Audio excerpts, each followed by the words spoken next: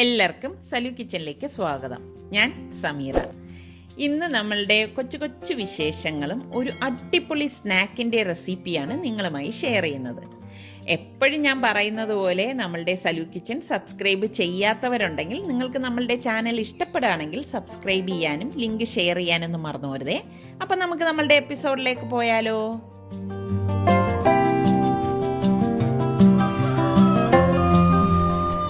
ഇന്നത്തെ 5:53 പ്രഭാതമാണ് ഈ കാണുന്നത്. ചെറുതായിട്ട് മഴ പൊടിഞ്ഞുകൊണ്ടിരിക്കുകയാണ് കേട്ടോ.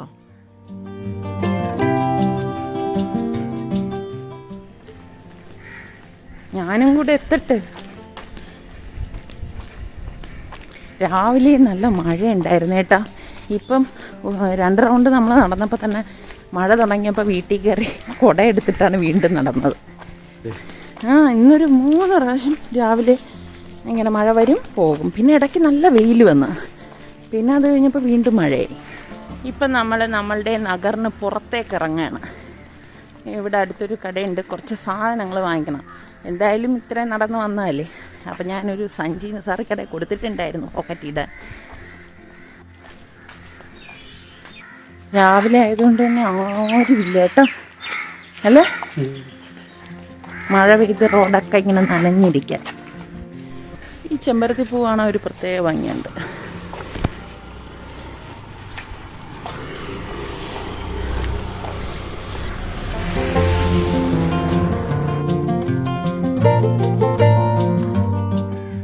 നിസാർക്ക് ദേ അങ്ങെത്തി.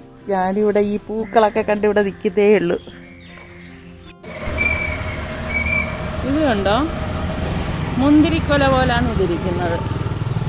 എന്ത് ചെടിയാണോ എന്തോ, കാണാൻ നല്ല രസമുണ്ടല്ലേ. ഇത് എന്ത് ചെടിയാണെന്ന് നിങ്ങൾക്ക് ആർക്കെങ്കിലും അറിയാമോ? എനിക്കറിയില്ല. ഏതായാലും ഇപ്പം അതേ വീണ്ടും നല്ല മഴക്കോള് വരെയാണ്. മിക്കവാറും നമ്മൾ വീടെത്തണതിന് മുമ്പ് നനയും എന്നാണ് തോന്നുന്നത്. അവിടെ ആകുമ്പം ചെറിയ കടയാണെങ്കിലും എല്ലാ സാധനങ്ങളും കിട്ടും, പിന്നെ തിരക്കൊന്നും ഉണ്ടാവില്ല. അപ്പം നമുക്ക് സ്വസ്ഥമായിട്ട് നിന്ന് വാങ്ങിക്കാം. ഇവിടെ മെയിൻലി വാങ്ങിക്കണത് എന്താ അറിയാമോ? നിസാർക്കൊക്കെ ഏത്തപ്പഴം ഭയങ്കര പ്രിയമാണ്. അപ്പം ഇവിടെ എപ്പോഴും നല്ല നാടൻ ഏത്തപ്പഴമൊക്കെ കിട്ടും.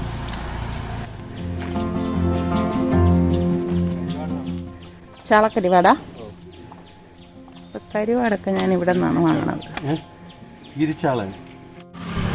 ഇന്ന് ഏത്തപ്പഴം ഇല്ല, പക്ഷെ അത് പഴുത്തിട്ടില്ല. ശരിക്കും ഏത്തപ്പഴം വേണം, ഏതെങ്കിലും കടയിൽ നിന്ന് വാങ്ങിക്കണം. ഈ പഴം വരും. ഇത് നമ്മളെ വീടിൻ്റെ അടുത്തുള്ള ഒരു കടയാണ്, പക്ഷേ നമ്മളെ ഇവിടെ ഉള്ളവർക്കൊക്കെ അറിയായിരിക്കും. പക്ഷേ ഇവിടെ എല്ലാ സാധനങ്ങളും പേരിലെങ്കിലും ഉണ്ടാവും. പക്ഷേ ഇന്നിപ്പം ഈ ലോക്ക്ഡൗണൊക്കെ വന്ന ശേഷം വളരെ കുറവെന്നാണ് പറയുന്നത്, അല്ലേ? സാധനം കുറച്ചപ്പുറത്തോട്ട് മാറ്റിയിട്ടുണ്ട്. അപ്പം ഏത്തപ്പഴം നാടനുണ്ട് അവിടെ പഴുത്തത്? ഇതേ ഉള്ളൂ. ഇപ്പം നമുക്ക് ഇങ്ങനത്തെ ചെറിയ കടകളൊക്കെ കാണുന്നത് വളരെ വിരളമാണല്ലേ. നിങ്ങളുടെ അവിടെയൊക്കെ ഇതുപോലത്തെ കടകളുണ്ടോ? ഈ ഒരു പാലും തൈരും വേണം, മിൽമേട. ബ്രെഡ് എന്തോ സ്പീഡ് നോക്കിയ വണ്ടിയില്ല, അതിനൊട്ടും കുറവില്ല.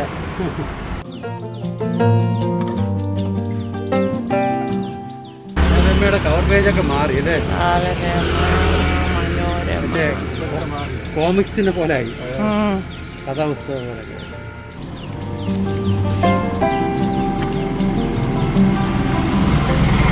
നമ്മൾ കടയിൽ നിന്നപ്പോഴേക്ക് ചെറുതായിട്ട് വെയിൽ വന്നേ. അപ്പൊ ഞാൻ വിചാരിച്ചു നല്ല വെയിലായിരിക്കും.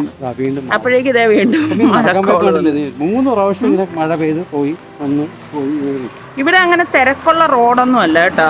പ്രത്യേകിച്ച് ഈ ലോക്ക്ഡൗൺ ടൈം ആകുമ്പോഴേക്ക് അധിക തിരക്കൊന്നും ഉണ്ടാകത്തില്ല. പക്ഷെ ഇപ്പം ചില വണ്ടികൾ തിരക്കില്ല എന്നും പറഞ്ഞ് പോകുന്നത് കണ്ടു കഴിഞ്ഞാൽ നമ്മൾ പേടിച്ചു പോകും. അതൊക്കെ ശ്രദ്ധിക്കേണ്ട കാര്യമാണ് അല്ലേ. ഇങ്ങനെ തിരക്കില്ല എന്നും പറഞ്ഞുകൊണ്ട് ഈ സ്പീഡ് കൂട്ടി പോണില്ലേ. അപ്പോൾ നമ്മളുടെ നഗറിലേക്ക് ദേ കയറുവാണ്.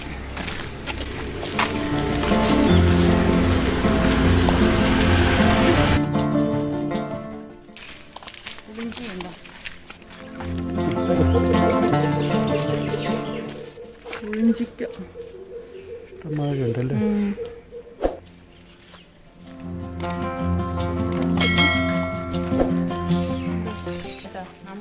വീട്ടിലേക്ക് കയറുന്നത് മഴ ഓടിയുന്നുണ്ട്.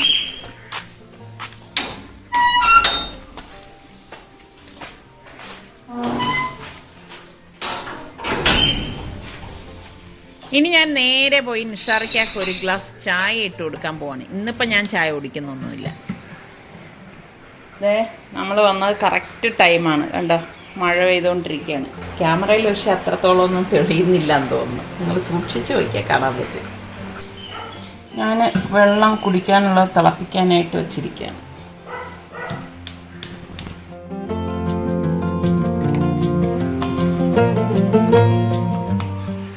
ചായ ദേ തിളച്ച് വരുന്നുണ്ട്. ദേ മഴ നോക്കിയാൽ നല്ല ശക്തമായിട്ട് വരെയാണ്.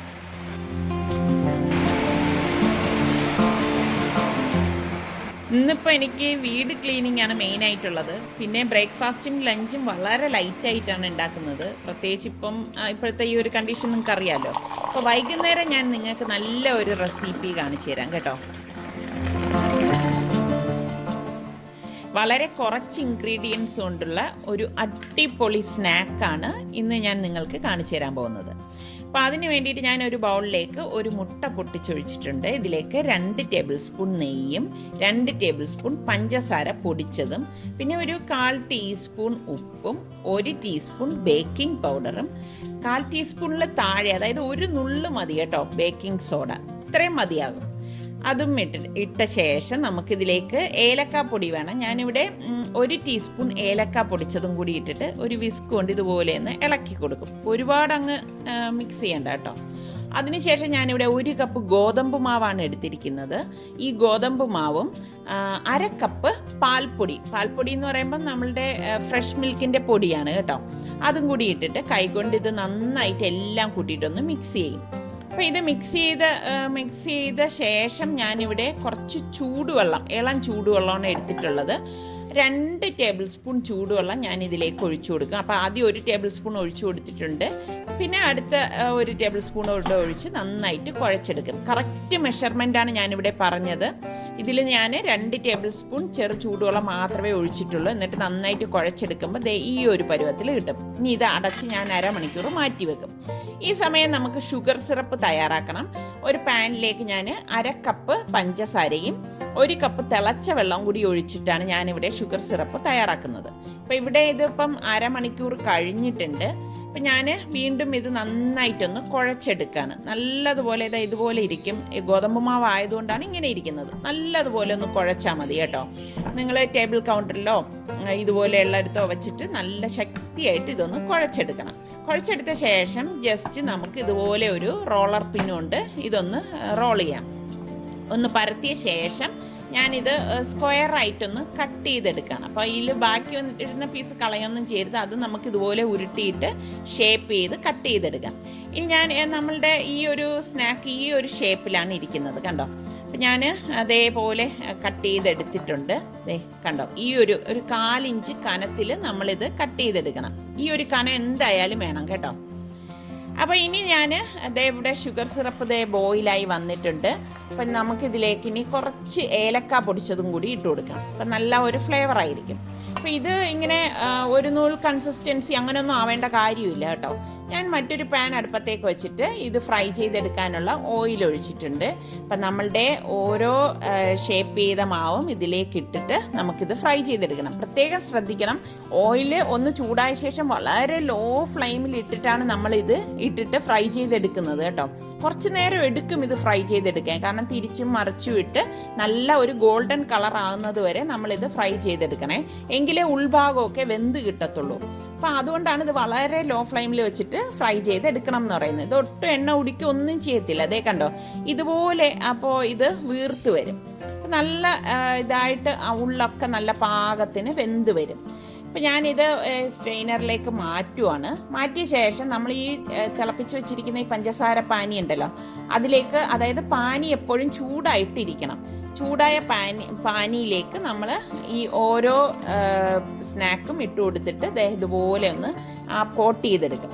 അപ്പം നമുക്ക് നല്ല കോട്ട് ചെയ്ത് വരുമ്പോഴേക്ക് ഇതുപോലെ ഇരിക്കുന്ന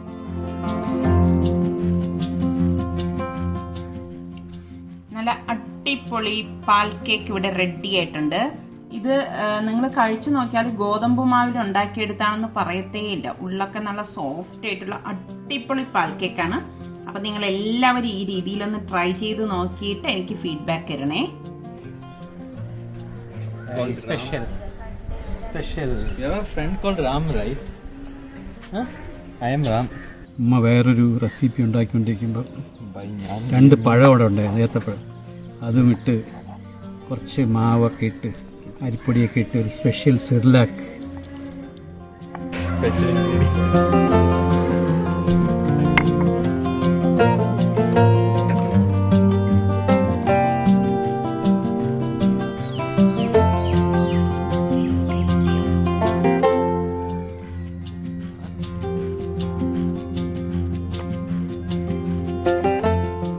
അമ്മി കഴിച്ചു. എന്താ സ്പെഷ്യൽ എന്താണ്? ഞാൻ നമ്മളുടെ പാൽ കേക്ക് ഉണ്ടാക്കിയിൽ കുറച്ച് ഷുഗർ സിറപ്പ് ബാക്കി വന്നു. അവിടെ ഇരുന്ന ഏത്തപ്പഴം, പിന്നെ എന്താ കാഷ്നട്ട്, കിസ്മിസ്, ഇതിന്റെ ബാക്കി വന്ന ഒരു 2 അരിപ്പൊടി, പിന്നെന്താ 2 പാൽ കേക്ക് ബാക്കി വന്നു കേട്ടോ. ആ പാൽ കേക്കിനെ കട്ട് ചെയ്തിട്ട് ഇതിൽ ഇല്ലാത്ത സാധനങ്ങളൊന്നുമില്ല കേട്ടോ. എന്നിട്ട് ദേ സെർലാക്ക് പോലെ കുറുക്കി എടുത്തോണ്ട് വന്നിരിക്കുകയാണ്. അതാണ് പാൽ കേക്ക്.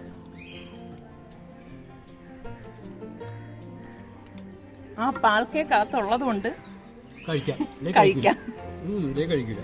അപ്പോൾ ഇന്നത്തെ നമ്മളുടെ ഈ കൊച്ചു വിശേഷങ്ങൾ നിങ്ങൾക്ക് എല്ലാവർക്കും ഇഷ്ടമായെന്ന് വിശ്വസിക്കുന്നു. ഇനി അടുത്ത് നമുക്ക് നല്ല അടിപൊളി റെസിപ്പിയുമായി വരുന്നത് വരെ എല്ലാവർക്കും ബൈ.